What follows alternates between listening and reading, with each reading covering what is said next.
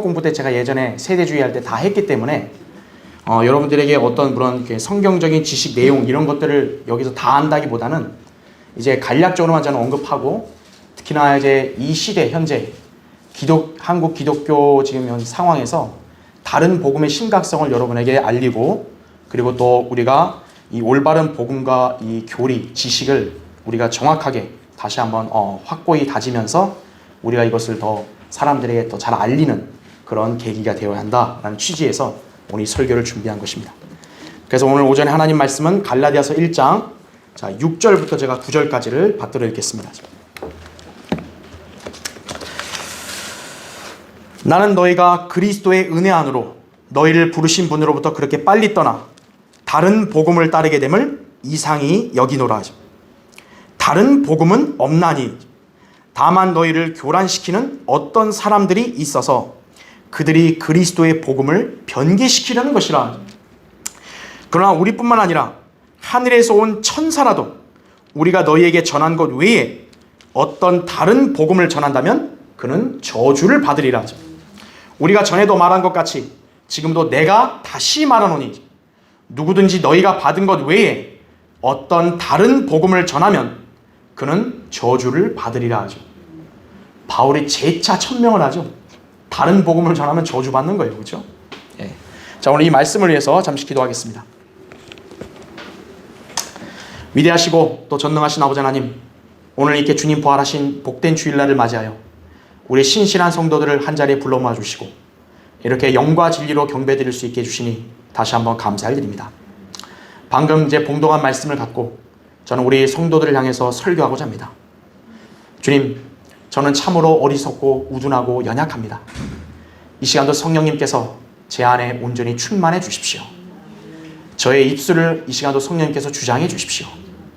주님께서 저에게 넣어주시고 준비케 하신 이 말씀을 주님께서 사용해 주셔서 이 강단에서 선포될 때 우리 성도들의 귀와 마음문을 열어주시고 오늘 이 말씀을 성도들이 잘 유념해서 듣고 마음에 간직하여 우리 성도들이 다시 한번 진리의 지식으로 확고히 무장되는 귀한 계기가 되게 해주십시오.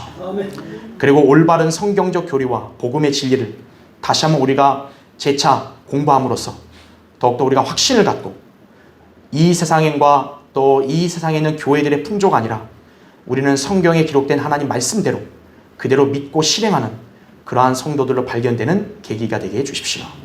마귀가 어떤 형태로든 이 시간을 틈타거나 방해하지 못하게 주님께서 철저하게 막아주시고 우리 모두가 말씀으로 굳건하게 서는 귀한 계기가 되게 해주십시오. 다시 오셔서 저희를 데려가 주실 주 예수 그리스도 이름으로 기도드립니다. 아멘.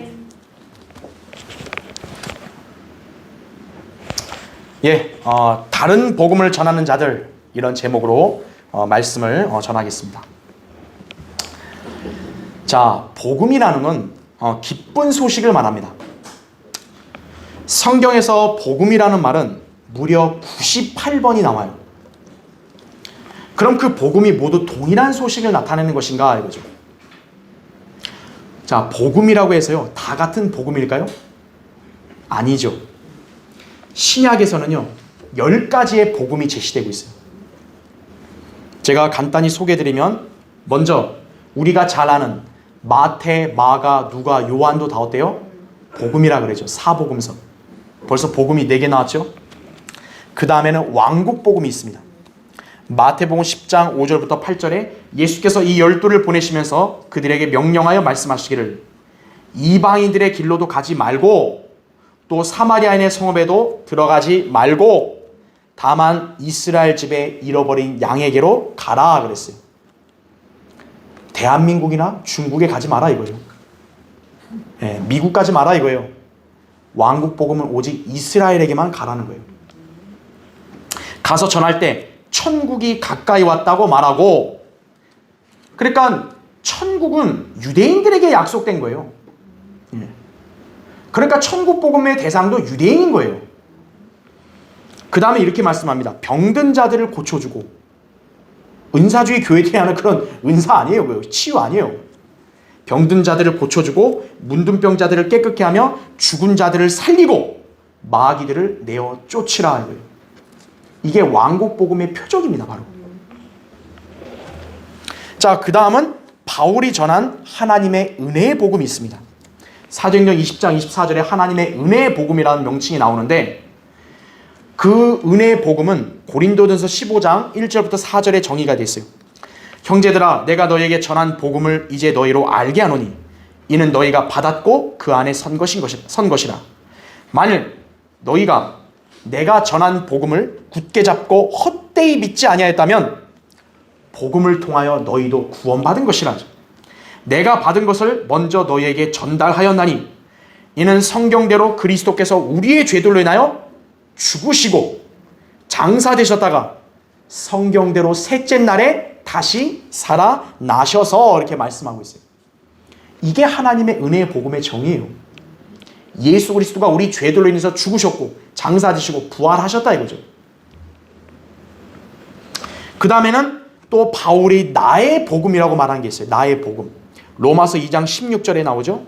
이것은 바울이 전한 하나님의 은혜의 복음만이 아니라 바울이 주님께로부터 받은 교회 시대에 관한 계시, 그 다음에 교회와 연관된 그런 진리들, 이런 걸 다 총칭해서 바울이 나의 복음이라고 말한 거예요. 예. 자, 그 다음엔 또 어떤 복음이 있냐면, 이스라엘 백성이 카데스 바네아에서 약속의 땅에 막 들어갈 찰나에 전파된 복음이 있습니다. 히브리서 4장 2절에 나오죠.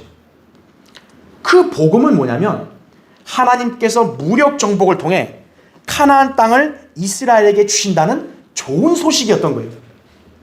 쉽게 말하면 가서 싸우면 이긴다라는 거예요. 그거를 하나님은 또 복음이라 말씀한 거예요. 그 광야에 있던 이스라엘 백성에겐 복음이었다는 거죠, 그게. 민수기 13장과 14장에 그대로 나오죠. 그 다음에는 예수님께서 낙원에 있는 구약 성도들에게 전파하셨던 복음이 있습니다. 베드로전서 4장 6절에 복음이라고 말해요. 즉 구약 성도들이 구원받고 죽게 되면 아브라함의 품으로 갔잖아요. 그 사람들에게도 예수 그리스도의 죽으심, 장사, 부활이 선포가 된 거예요. 그리고 주님은 마침내 그들을 하늘로 데려가셨던 것입니다. 에베소 4장 8절부터 10절에 나오죠. 자, 마지막으로는 대환란 끝에 한 천사가 하나님께서 그분을 창조주로서 경배하게 될 바로 이방인들을 구원하실 영원한 복음을 전파합니다. 계시록 14장 6절 7절에 보면 유일하게 천사가 전파하는 복음이 영원한 복음이라고 나와요. 예. 자, 이처럼 성경에는 10가지의 복음들이 나옵니다. 하나님께서는 매 시대마다 그분의 경륜에 따라 각 세대에게 해당되는 복음을 주신 것입니다. 지금은 바울이 전한 하나님의 은혜의 복음, 예수 그리스도의 죽으심, 장사, 부활하심을 믿음으로써 구원받는 교회 시대예요. 따라서 자신이 하나님의 종이요 그리스도인이라면 최소한의 성경에서 제시된 이런 복음을 알고 올바로 전해야 합니다. 하나님의 종이라 하면서 이상한 걸 복음이라고 해서 전하면 안 되는 거죠. 그런데 과연 세상에서는 이런 복음을 알 리가 있겠습니까? 지금 대다수 교회들은 복음을 성경대로 전하고 있느냐? 그렇지 않아요.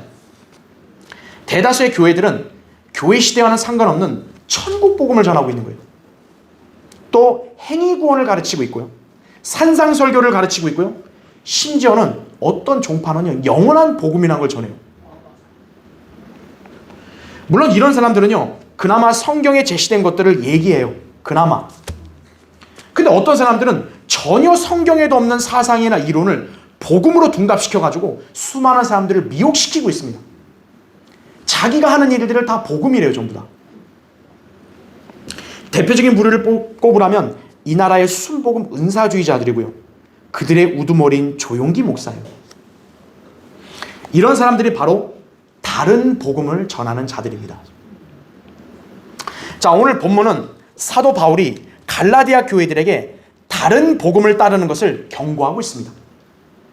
바울 당대에도요, 다른 복음을 전함으로써 여러 교회들을 혼란스럽게 하고 복음의 진리에 의문을 가하게 하는 자들이 있었습니다.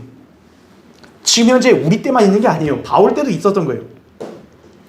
이런 자들이 바로 마귀가 세운 거짓 종들, 바로 가짜 교회들이에요. 바울은 이들을 용납한 고린도 교회에게요, 핀잔을 줬어요. 고린도서 11장 4절에 보면 만일 누가 와서 우리가 전파하지 아니한 또 다른 예수를 전파하거나 너희가 받아들이지 않은 또 다른 영을 받거나 너희가 영접하지 않은 또 다른 복음을 전파하면 너희가 그를 잘 용납하는도다 이거예요. 바울이 그 고린도 교회가 하도 형편없으니까 그렇게 핀잔을 준 거예요. 바울에게 배웠다는 사람들이 다른 예수, 다른 복음을 얘기하는데 이거 괜찮다고 뭐야. 그런 거예요. 그냥 방치한 거예요. 그걸 경고하고 있는 거죠. 경계하라고 말하는 거죠. 자, 우리가 구원받을 수 있었던 것은 바울이 전한 하나님의 은혜의 복음을 단순히 믿음으로써 은혜로 말미암아 구원받게 된 것입니다. 이것이 이 시대에 전해야 할 참 복음이에요. 우리 교회는 성경대로 이 복음을 전하고 있고 또 올바른 구원의 교리와 복음의 진리를 우리는 알고 있고 가르치고 또 그렇게 사람들에게 전파하고 있는 거죠. 그래서 우리 교회와 바로 여러분이 바른 신앙의 본이라고 할 수 있는 것이에요. 자, 교회들 많아요. 교인들 많아요. 다 성경 얘기하고 복음도 얘기하는 거예요. 근데 누가 과연 참이냐 이거예요. 그냥 기름이 아니라 참기름이어야죠. 참. 바로 우리 성경대로 믿는 우리 교회, 바로 우리 성도들이라는 걸 아셔야 돼요. 자, 우리가 전하는 이 사실과 다르게 하나님을 빙자하여 다른 복음을 전하는 자들을 용납해서는 안 됩니다. 우리가 성경적으로 그들의 거짓 교리, 허점을 명확히 직시하고 사람들에게 올바른 복음을 전함으로써 주님께 인정받는 그리스도인들로 남아야 할 것입니다. 자, 그래서 오늘 설교의 주제는 다른 복음을 전하는 자들은 누구인가 이거예요. 네. 세상에 수많은 교회들, 종파들 많은데 그들을 하나로 묶으라고 하면 다른 복음을 전하는 자들이에요. 자, 그들이 누군가? 그들의 특성을 보면 여러분이 바로 알 수 있는 거예요. 자, 한번 살펴보겠습니다. 첫 번째요. 그들은 사람들을 그리스도의 은혜에서 멀어지게 하는 자들입니다. 거기 6절을 보시면요. 나는 너희가 그리스도의 은혜 안으로 너희를 부르신 분으로부터 그렇게 빨리 떠나 다른 복음을 따르게 됨을 이상히 여기노라 이거죠. 바울은 예수 그리스도의 계시를 통해 하나님의 은혜의 복음을 받았고 그것을 신실하게 전했습니다. 그런데 바울 당대에 그가 전한 것과 다른 복음을 전하는 자들이 있었어요. 그들이 누구였냐면요. 모세 율법을 지키라고 하는 사람들, 또 할례를 받으라고 했던 사람들이었어요. 다시 말하면 유대인이 되어야 된다 이런 자들이에요. 갈라디아 교회들 중에서는 바로 이들이 전한 다른 복음을 따르는 자들이 있었던 것입니다. 자, 오늘날 이런 자들이 현대판 누구냐면 바로 행위 구원을 주장하는 자들이에요. 예수 믿는 거 좋다 이거예요. 근데 열심히 행위를 해야 된다는 거예요. 배교한 한국교회들 대다수는 성경대로 하나님의 은혜의 복음을 전하며 그 복음을 단순히 믿음으로 말미암아 구원받고 그 구원이 영원히 유지된다고 가르치질 않습니다. 빌립보서 1장 6절이나 고린도서 1장 8절, 베드로전서 1장 5절 여기에는 구원의 영원한 보장을 말하는데 한국 교회들은 그렇게 안 가르치는 거예요. 그 대신에 그들은 예수 믿을 뿐만 아니라 소위 교회 생활을 열심히 하는 행위를 통해 구원받는다는 거짓 교리를 가르치고 있는 것입니다. 자, 그렇다면 좋아요. 그럼 행위의 기준이 뭐죠? 교회 생활 열심히 하라. 그 열심히 기준이 뭐죠 그러면? 교회들마다 다 달라요. 로마 카톨릭은 성사와 의식을 참여해야 된다고 그렇게 주장하고요. 개신교회들 중에서는 세례 받아야 된다, 직분을 가져야 된다, 새벽 예배에 참여해야 된다, 금요철야까지 와야 된다, 그거 갖고 모자라요. 심령 부흥회까지 와야 된다, 아니면 봉사하고 선행을 해야 된다. 기준이 뭐죠? 일관성이 있어야 될 거 아니에요. 뭔가 다 달라요. 다 달라요. 그러다 보니까 어떤 사람들은 아예 알기를 포기해버려요. 그냥 교회와 목사님 시킨 대로만 하면 어떻게 되겠지. 그냥 그러고 자기 인생을 내맡기는 거예요. 거기다가. 그럼 그 종말은 다 알잖아요. 우리가. 그렇죠? 자, 이런 사람들의 특징이 무엇인가요? 사람들로 하여금 그리스도의 은혜에서 멀어지게 한다는 것입니다.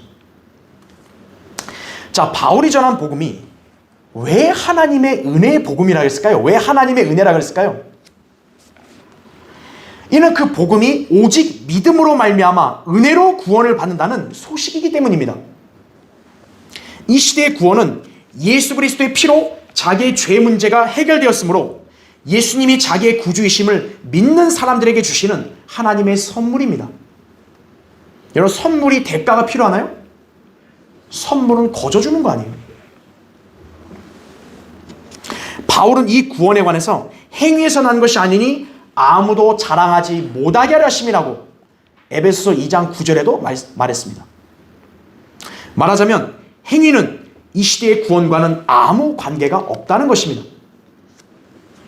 그런데도 예수님을 믿는 것 외에 마치 행위로 구원을 받거나 또는 행위로 구원을 유지할 수 있다고 주장하는 사람들에 대해서 바울은 이렇게 말했어요. 누구든지 그리스도가 무용하게 되고 은혜로부터는 떨어져 나간 자들이라고 말하는 거예요. 갈라디아서 5장 4절에 말하고 있어요. 그러니까 하나님의 은혜를 저버린다는 거죠. 그 사람들의 특징이. 물론 몇몇 교회들 중에서는 예수 그리스도의 희생, 세상 죄를 지고 가는 어린 양 운운하면서 나름대로 복음을 제시하려는 사람들이 있습니다. 자, 그런데 그들의 문제가 뭘까요? 그들은 예수 그리스도의 복음을 거리에서 값없이 선포하고 구령하는 게 아니라 단지 자기네 모임, 자기네 집회로 와야 복음을 듣고 구원받을 수 있는 것으로 현혹하고 있습니다. 대표적인 부류가 바로 구원파, 그 다음에 또 박옥수 집단이죠. 특히 박옥수 집단은요, 지금도 복음을 빙자해서 음악회니 무슨 행사냐면서 많은 사람들의 이목을 끌고 있습니다. 그리고 그들은 사람들을 집회에다가 며칠 동안 무조건 집어넣어서 마치 복음을 알고 구원받으려면 굉장히 많은 지식을 배워야 되는 걸로 착각을 불러일으킵니다. 예수 그리스도의 복음이 그토록 어려운가요? 한때는 정광훈 목사가 신문 광고할 때요, 무슨 목회자 과정, 신학 과정 한다면서 거기다 복음을 강의한다고 그렇게 알렸는데, 복음이 뭐 그렇게 과정까지 들을 정도로 어려운 건가요, 그게? 성경 관련 지식들을 많이 알아야만 구원받는 건가요? 여러분, 물 마실 때 목마르면 물 마시잖아요. 그럼 물 마시기 전에 이 물이 어떤 구성 요소고 이 물이 어떤 성분을 갖고 이 물은 무슨 효과가 있고 이걸 여러분 공부하고 마셔요? 그래야 갈증이 해소돼요? 물은 그냥 마시잖아요. 그냥 손에 쥐어지는 즉시. 구원의 복음도 그냥 듣고 믿으면 구원받는 거예요. 예수 그리스도께서 무슨 조건을 뒀나요? 너 아직 구원받으려면 멀었다. 교육 좀 받고 와라. 그랬어요? 박옥수 무리들은요, 자기네 신도들에게 어떻게든 사람들을 끌어오도록 강제성을 부여해요. 그리고 집회로 끌어온 사람들에게는 어떻게 하냐? 돈을 걷어요. 예수 그리스도의 복음을 믿고 구원받는데 돈이 필요한가요? 며칠간 끌다가 마지막 날에서 그때 가서 복음 얘기를 하는 거예요. 이들이야말로 복음을 빙자해서 돈을 뜯어내는 협작꾼들이에요. 협작꾼들. 베드로서 2장 3절에는요, 그들은 탐욕을 품고 지어낸 말로 너희에게서 이득을 취하리니 이제 그들의 심판은 예로부터 지체하지 않으며 그들의 멸망은 졸지 아니하느니라 이렇게 말씀하고 있어요. 우리 교회가 누군가에게 구원받으려고 우리 교회 오세요 그렇게 말한 적 있나요? 제가 거리에서 구원받고 싶어요? 내일 우리 교회 와서 헌금 내야 돼요. 네, 그런 적 있나요? 예수 그리스도의 은혜가 인간의 그 알량한 행위, 그 다음에 돈으로 대체될 수 있나요? 은혜라면 어떤 형태로도 대가나 행위가 포함되면 안 됩니다. 로마서 11장 6절에는 은혜로 된 것이면 더 이상 행위가 아니니 그렇지 아니하면 은혜가 더 이상 은혜가 아니니라 이거예요. 행위와 대가가 조금이라도 들어가면 그건 벌써 은혜가 아니라는 거예요. 그러나 행위로 된 것이면 그것은 더 이상 은혜가 아니니 그렇지 아니하면 행위는 더 이상 행위가 아니니라 이거예요. 하나님의 은혜라면 우리의 행위와 관계없이 하나님께서 거저 주시는 호의입니다. 우리의 구원이 바로 그렇게 주어지는 것입니다. 그래서 하나님의 선물이라고 말하는 거예요. 다른 복음을 전하는 자들은 바로 이 그리스도의 은혜로부터 멀어 떨어져 나가 인간의 행위와 의로 구원에 이를 수 있는 것처럼 가르치는 자들입니다. 구원에 이르게 하는 은혜는 오로지 예수 그리스도를 믿음으로써 오는 거예요. 우리가 구원받은 그리스도인들, 우리를 하나님의 아들들이라 부를 수 있는 이유가 뭐죠? 여러분이 뭔가 이쁜 짓을 해서 그러나요? 요한복음 1장 12절에 나온 대로 누구든지 그를 영접한 사람들에게는 하나님의 아들들이 되는 권세를 주셨으니, 즉 그의 이름을 믿는 사람들에게니라. 바로 그 믿음으로 가능했던 것이죠. 믿음으로 구원받아 그리스도의 은혜 안에 있는 성도는 바로 이러한 특징을 가졌다는 걸 아셔야 합니다. 자, 다른 복음을 전하는 자들은 누구인가? 두 번째로 그들은 그리스도의 복음을 변개시키는 자들입니다. 여러분 그 7절을 보시면요, 다른 복음은 없나니 다만 너희를 교란시키는 어떤 사람들이 있어서 그들이 그리스도의 복음을 변개시키려는 것이라. 바울이 천명한 대로 다른 복음은 없습니다. 그러면 다른 복음을 전하는 자들이 있는 이유가 무엇일까요? 여기 나온 대로 사람들을 교란시키려고 그러는 거예요. 수작을 피우는 거예요. 이런 일을 저지르는 자들은 바로 바울이 뭐라고 말했냐면 거짓 사도들, 기만하는 일꾼들, 자신들을 그리스도의 사도들로 가장하는 자들이라고 말한 것이 고린도서 11장 13절에 나오죠. 그러니까 사도, 선지자 있어요 다. 근데 참이냐 거짓이냐가 문제인 거예요. 목사, 교사 많아요. 근데 참된 목자냐 거짓 목자냐가 중요한 거예요. 자, 거짓 일꾼들을 일으키는 자는 다름 아닌 자신을 빛의 천사로 가장하는 사탄임을 바울은 또 밝혔어요. 고린도서 11장 14절에 그렇게 나오는 거죠. 자, 그리스도의 복음은 믿는 자들을 구원에 이르게 하는 하나님의 능력입니다. 로마서 1장 16절에 나오죠. 그런데 다른 복음을 전하는 자들에게서 이런 능력이 나올까요? 그들은 오히려 사탄으로부터 지혜와 능력을 받아 자기들만의 세력을 구축합니다. 그러니까 여러분이 아셔야 될 게요, 가짜 교회라 해서 힘없는 게 아니에요. 가짜 교회들, 가짜 종파들일수록 정말 교묘한 지혜, 능력이 많아요. 그 일반 여기 제도화된 교회들이 여러분 사람 관리하는 거 보세요. 얼마나 시스템을 잘 갖춰서 체계적으로 관리해요. 그런 지혜가 어디서 나왔냐고요. 하나님에게서 온 게 아니라 마귀에게서 왔다라는 거예요. 은사주의자들 가운데 가끔 막 이렇게 기적을 행하는 사람들이 있어요. 그럼 그게 어디서 온 거예요? 성령님에게서 온 게 아니라는 거예요. 마귀에게서 왔다라는 거죠. 그래서 분별력이 중요하다라는 거예요. 자, 이 사람들은 자기의 추종자들로 하여금 어떠냐? 자기가 하나님을 가장 잘 믿고 섬기는 것으로 가장하는 거예요. 이때 그들을 속이기에 적합한 용어가 바로 복음을 갖다 붙이는 거예요. 이것을 가장 잘 써먹었던 인물이 최근에 죽었던 조용기 목사예요. 조용기 목사가 죽자 모 언론에서는 소개하기를요, 조용기 목사가 긍정의 복음을 전했다고 그래요. 아니, 긍정의 복음이라는 게 어디 있죠, 성경에? 다른 언론에서는 한국 교회 부흥을 이끈 복음 전도자라는 타이틀을 달았습니다. 과연 그렇습니까? 조용기 목사는요, 소위 긍정적 사고방식을 주창했어요. 긍정적 사고방식. 긍정적인 사고를 가져라요. 그럼 뭐든지 된다. 그게 하나님께서 이 시대에 주신 복음인가요? 자, 성경은 오히려 인간을 부정적으로 묘사하죠. 그런데 그가 가르친 긍정적 사고방식은 그럼 누구에서 나온 거죠? 창세기 3장의 뱀에게서 나온 거예요. 창세기 3장 1절에 뱀이 이렇게 이브에게 물었죠. 참으로 하나님께서 그렇게 말씀하시더냐? 거기에 참으로가 예 이거예요. 예, 긍정적인. 바로 마귀가 그걸 써본 거예요. 정말이야? 참이야? 바로 긍정적인 건 마귀가 써먹은 거예요. 자, 조용기 목사의 긍정적 사고방식은요, 그가 연구했던 4차원의 영성과 관련이 있어요. 그 4차원의 영성, 이건 뭐 쓰잘데없는 얘기는 제가 이 설교 다 할 필요 없고, 간단히 말하면요, 그 영성의 근간은요, 믿음이 아니라 꿈이에요, 꿈. 그가 쓴 책에 보면 이렇게 내용이 나오는 거예요. 우리는 하나님을 통해 3차원을 지배할 수 있는 능력을 얻습니다. 그 힘은 바로 꿈입니다. 꿈을 품은 사람이 3차원의 세계를 변화시킵니다. 이게 그가 가르친 주장의 논리예요. 자, 꿈을 얘기했단 말이에요. 근데 놀랍게도요, 성경에서 이렇게 거짓 꿈으로 사람들을 현혹하는 거짓 종들을 향해 하나님이 대적하신다고 말씀하세요. 여러분 잠깐 예레미야 한번 펴보실래요? 예레미야 23장 보세요.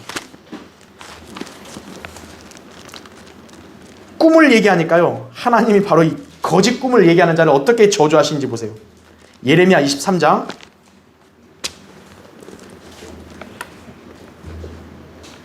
25절을 보세요. 예레미야 23장 25절.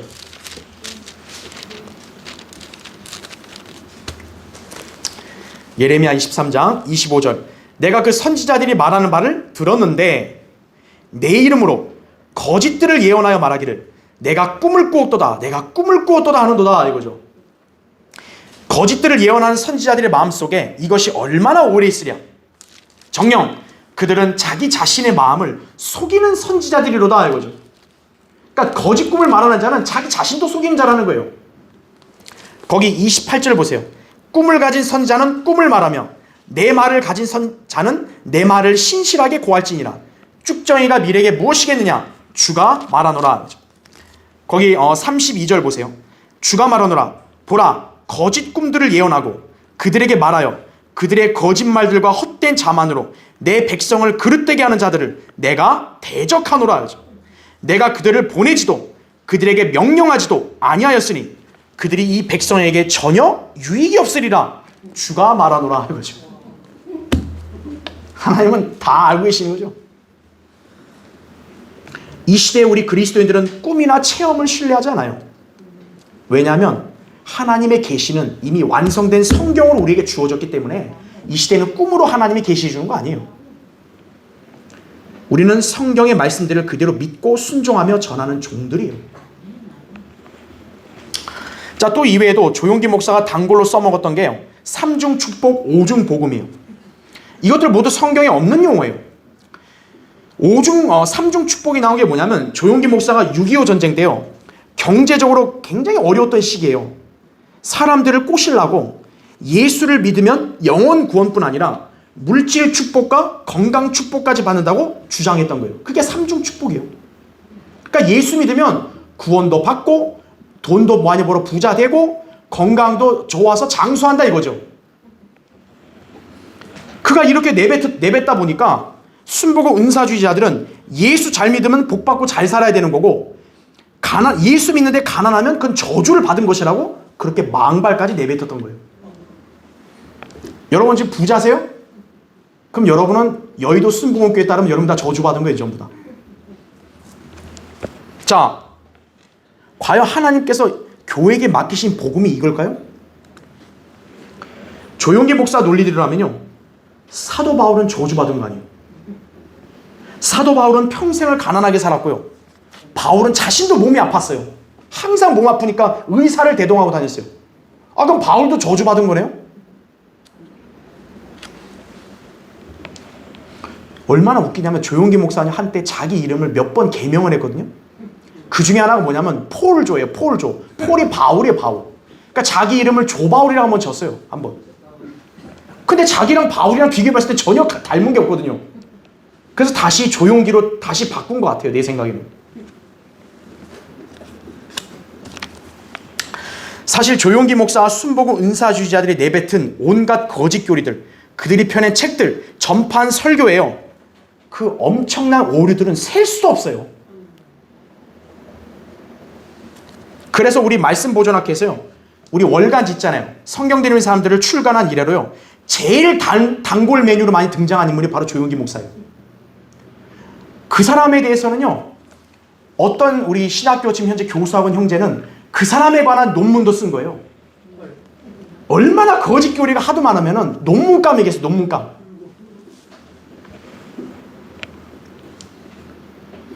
만약 우리 성경 되는 사람들이 안 나왔으면 어떻게 될까요? 지금 그 조용기 목사나 순복음 은사주의자들이 아주 떵떵거리면서 아주 그냥 별소리 다 하고 살았을 거예요, 지금. 근데 그들이 무슨 말 할 때마다 우리 월간지가 글 써서 바로 후력 가니까 어떻게 된 거예요? 그 사람들 우리한테 엄청 많이 맞은 거예요. 그래서 잠잠해진 거예요. 그래서요. 왜? 말만 내뱉었다 뭐 죄다 거짓말이니까 우리가 그걸 다 설교나 글로 다 까잖아요. 전부 다. 그러니까 저 사람들이 별말 못한 거예요. 특히 이소홍 목사님이요. 책을 하나 썼잖아요. 조용기 목사, 그는 참으로 하나님께 쓰임받는 종인가. 그 책이 출간된 이래로요. 그들의 무지와 치부가 들통났고요. 더 이상 속임수를 쓰지 못하게 됐던 것이. 여러분도 이 책을 읽어보면 세계에서 가장 큰 교회를 만들었고 가장 능력 있는 사역자라고 하는 자의 실상을 여러분 잘 알게 되는 거예요. 그것만이 아니에요. 조용기 목사는요. 자기 구원 간증을 어떻게 사람들에게 얘기했냐. 자기가 신라의 달밤을 부르면서 구원받았다는 거예요. 따라라라랑땅 그러면서 이제 구원받았다는 거지. 그 사람이 동국대학교 불교대학원에 가서요. 강의를 한 거예요. 그 불교생들한테. 한 불교생이 질문을 한 거예요. 기독교에서 예수 안 믿으면 구원 못 받아 지옥 간다는데 목사님은 그걸 어떻게 생각하십니까? 여러분 그럼 뭐라고 얘기하겠어요? 조용히 목사는 그런 거예요. 기독교는 기독교만의 구원이 있고 불교는 불교만의 구원이 있습니다. 여러분 우습잖아요. 근데 그 사람이 우리나라 세계 최고 큰 교회를 한 사람이에요. 세상에서는 그런 사람을 복음 전도자라고 그렇게 이제 칭송하고 있는 거예요. 하도 얘기할 게 많아가지고 얘기할 시간도 없어요. 그냥 간단히만 얘기한 거예요. 조용기 목사가 죽자요. 한국교회 총연합회가요. 이렇게 애도하는 성명을 발표한 거예요. 이 한국교회가 정상인가 보세요.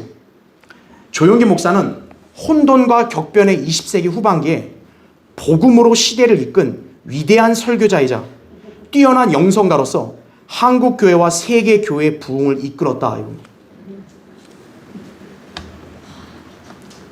여의도로 교회를 옮기면서요. 조용기 목사의 교인 수가 엄청 늘어가지고 1993년에 70만 명으로 해서 세계 기니스북에 등재됐대요. 아니 하나님의 교회가 세상이 알아주나요? 조 목사가 전한 복음이 결코 성경적 그리스도의 복음이 아님을 알았다면요. 그렇게 애도한 한국 교회 역시요. 그리스도의 복음을 변개시키는 자들의 불과함을 알아야 합니다. 지금. 그래서 제가 이런 사람들이 바로 그리스도의 복음을 변개시키는 자들이라는 거예요. 그래서 이들에게는 죄인들을 그리스도께로 이겨왔다는 구령의 간증이 없고요. 오로지 교회의 성장만 자랑하는 거예요. 우리 교회는 몇 명이다. 우리 교회 건물은 얼마나 타. 이들이 바로 다른 복음을 전하는 자들입니다. 우리는 영적 분별력을 갖고 오로지 성경을 통해 그들의 실상을 판단할 뿐입니다. 우리 그런 사람들한테 무슨 점수를 주거나 그런 사람들 부러운 거 전혀 없어요. 우리는 성경의 말씀을 통해서 참과 거짓을 그냥 분별할 뿐이에요. 마태복음 7장 20절에 나온 대로 너희는 그들의 열매로 그들을 알게 되리라 그런 거예요. 열매를 보면 실상을 아는 거예요. 자, 다른 복음을 전한 자들은 누구인가? 세 번째요. 바울이 위탁한 복음 외에 다른 것을 전하는 자들이에요. 여러분 거기 8절과 9절을 보시면요. 그러나 우리뿐만 아니라 하늘에서 온 천사라도 우리가 너에게 전한 것 외에 어떤 다른 복음을 전한다면 그는 저주를 받으리라. 우리가 전에도 말한 것 같이 지금도 내가 다시 말하노니 누구든지 너희가 받은 것 외에 어떤 다른 복음을 전한다면 그는 저주를 받으리라 하죠. 바울은 자기 생애 가운데서 오로지 하나님의 은혜의 복음만을 전했고 이를 위해서는 자기 생명도 개의치 않았던 사람입니다. 생각해보세요. 사람이 자기 생명을 바칠 정도로 그 일을 한다면 중요한 거 아니겠어요? 그럼 왜 바울이 자기 생명을 바칠 정도로 하나님의 은혜의 복음을 왜 전했겠냐고요? 바울이 전한 이 하나님의 은혜의 복음은요, 바울 자기 생각에서 나온 게 아니에요. 천사가 가르쳐 준 게 아니에요. 예수 그리스도의 계시를 통해 알게 된 거예요. 갈라디아서 1장 12절에 나온 그대로예요. 말하자면 주님께서 그에게 이 복음을 가르쳐 주셨고 이 복음을 전하는 것을 확증하셨다는 거예요. 그래서 바울이 나의 복음이라고 말하는 이유가 그거예요. 그리고 천사가 내가 전한 거 말고 다른 걸 전하면 저주를 받는다고 담대히 말할 수 있었던 것도 바로 그거예요. 왜냐하면 예수 그리스도께 받았기 때문에. 천사가 예수님보다 높을 수는 없잖아요. 자, 서두에 언급했듯이요, 성경에 제시된 여러 복음들 중에서 현 교회 시대에 주신 올바른 복음은 바로 바울이 전한 하나님의 은혜의 복음입니다. 아무리 예수님이 천국 복음을 전했다 해도요, 예수님이 바울보다도 높잖아요. 그래서 예수님이 전한 복음을 전한다. 그럼 저주를 받는 거예요. 또 천사가 전한 영원한 복음을 전한다. 저주를 받는 거예요. 이 시대의 죄인들을 구원에 이르게 하는 하나님의 능력은 오직 바울이 전한 하나님의 은혜의 복음뿐이에요. 고린도전서 1장 18절부터 25절에 나오죠. 하나님께서는 순복음을 결코 위탁하신 적이 없어요. 순복음이란 말은 성경 어디에도 없어요. 제도화된 교회들은 뭐라고 이름을 붙이고 있냐면 사회복음이라는 이름을 붙여요. 사회복음, 사회구원, 그런 것도 없어요, 성경에. 바로 다른 복음이에요. 만일 바울이 전한 이 은혜의 복음 말고 다른 복음을 전하면 사람이 누구든 천사가 누구든 상관없이 다 저주의 대상이죠. 왜일까요? 하나님께서 이 온 세상보다 가장 더 귀히 여기신 게 뭡니까? 혼이죠. 그 혼을 복음을 빙자해서 지옥으로 보냈기 때문에 그런 다른 복음을 전한 사람들은 하나님이 저주하시는 거예요. 그래서 다른 복음을 전한 사람들은요, 자기도 구원받지 못했음이 틀림없어요. 자신들이 저주받는 것은 자기들의 책임이라고 쳐요. 근데 자기가 잘 알지도 못하면서 다른 사람들에게 이상한 복음을 전해서 다른 사람을 망치게 하면요, 그 책임은 누가 지죠? 마태복음 23장 13절에 보면 위선자인 서기관들과 바리새인들아 너희에게 화 있으리라. 이는 너희가 사람들에게 천국을 닫아버려서 너희 자신도 들어가지 않고 들어가려고 하는 사람들도 들어가지 못하게 하기 때문이라. 이거죠. 예수님께서 저주하신 바로 이 종교 지도자들처럼 다른 복음을 전한 자들도 역시 저주의 대상이에요. 자, 바울은 단호하게 자기가 전한 복음 외에 다른 복음을 전하면 저주받는다 그랬죠. 천사라도 저주받는다 그랬죠. 그런데 요한계시록 14장에 보면요, 한 천사가 대환란 때 복음을 전해요. 여러분 잠깐 볼까요? 계시록 14장 한번 보세요.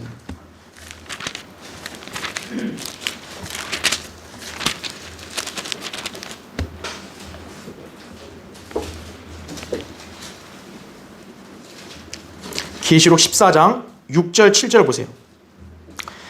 또 내가 보니 다른 천사가 하늘 한가운데로 날아가는데 그가 땅에 사는 자들과 모든 민족과 족속과 언어와 백성에게 전할 영원한 복음을 가지고 그랬습니다.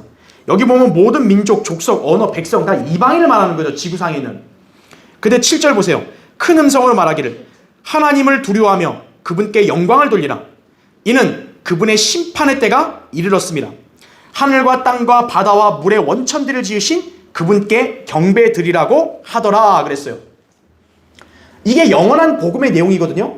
여러분 여기에 예수님의 피의 속죄 있어요, 없어요? 없어요. 이방인에게 복음 전하는데 예수님의 구속이 없어요.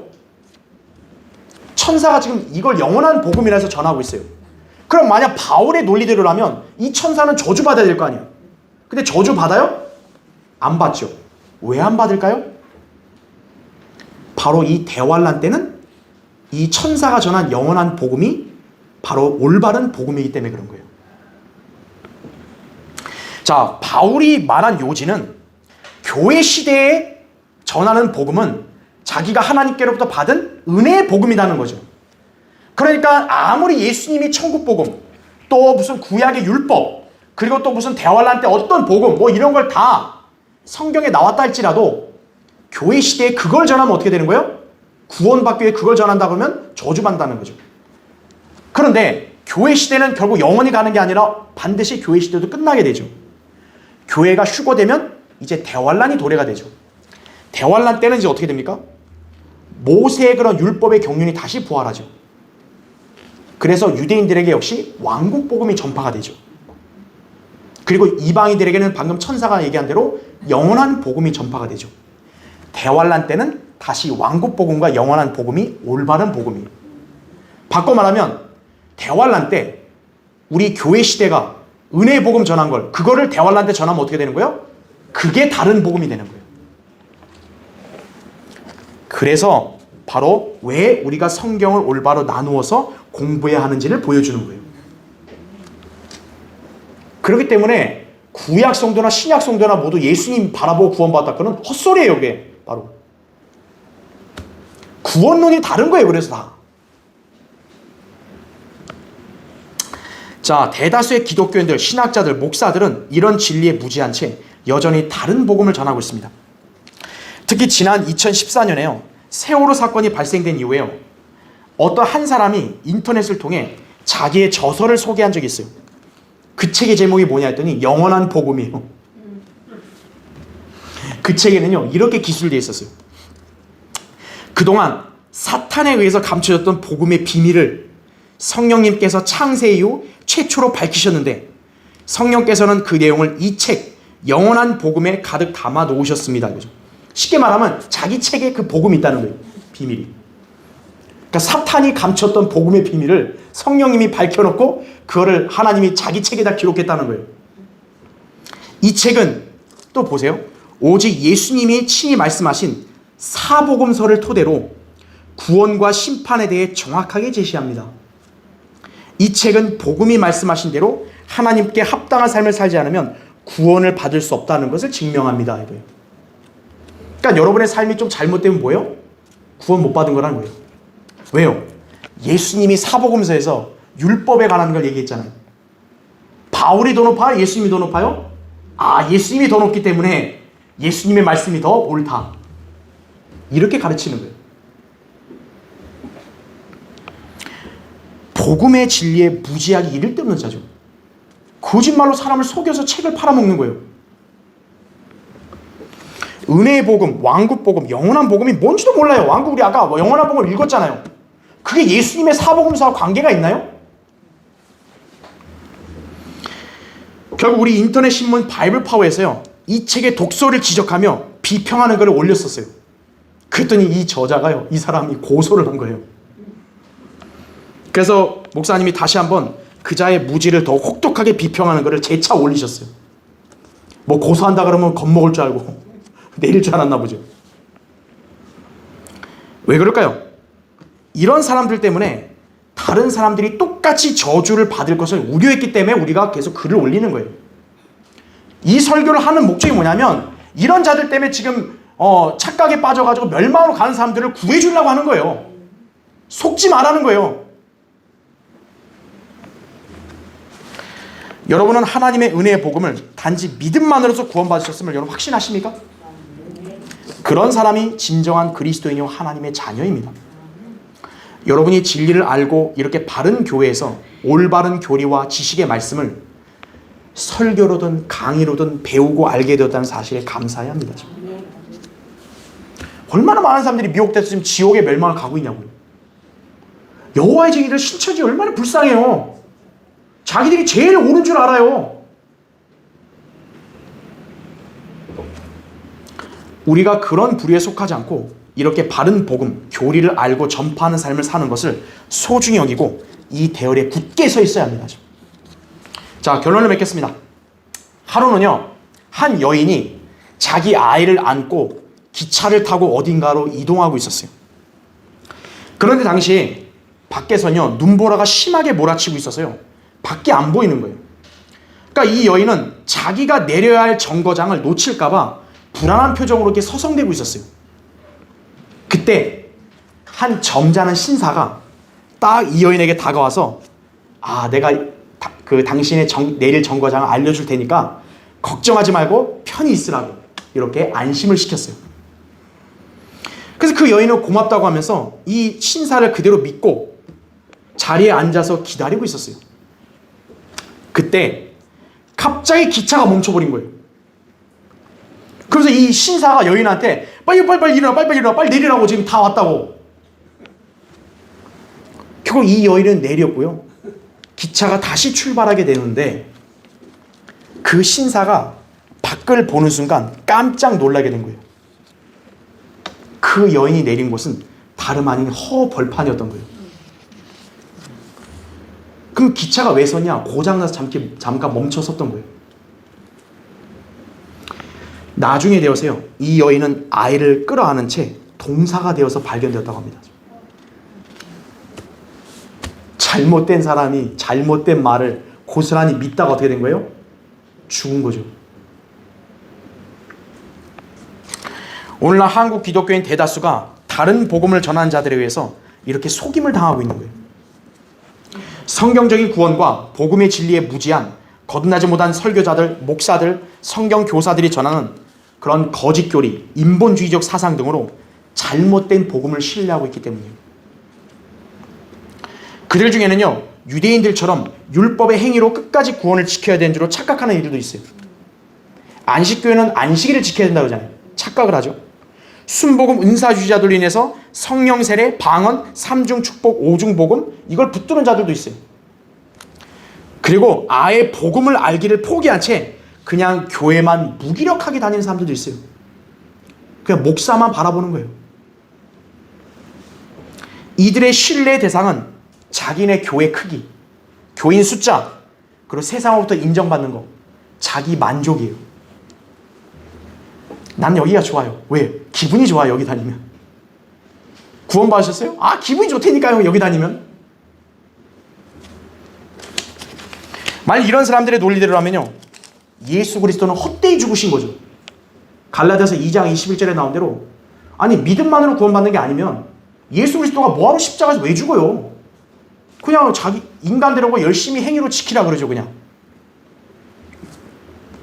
결국 이들은 다른 복음으로 인해 저주를 받아 영원한 지옥에서 불꽃 가운데서 고통받으면서 있어야 되는 것이에요.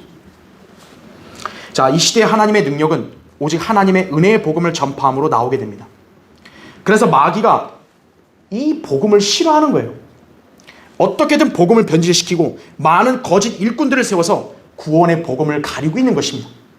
고린도서 4장 3, 4절에 그대로 나오죠. 주님은 그런 영적으로 혼탁한 시기에 우리 교회를 세우시고요, 우리 그리스도인들을 부르셔서 이 일을 위탁하신 거예요. 우리는 다른 복음을 전하는 자들의 그런 위세에 결코 굴하지도 않고 타협하지 않아요. 아니 세상이 이렇게 한다고 우리도 따라가나요? 우리는 하나님께서 주신 이 성경의 말씀대로 복음을 전파하여 많은 죄인들을 주님께로 이겨오는 것이에요. 다른 교회들이 어떻게 하든, 세상이 누구를 자랑하든 상관없이 우리 이 진리를 따라 실행하고 바른 복음과 진리를 수호하고 또 주님을 영화롭게 해드려야 합니다. 이것이 우리 교회와 우리 개개인의 신앙생활의 목표임을 여러분 기억하시기 바랍니다. 자, 기도하겠습니다.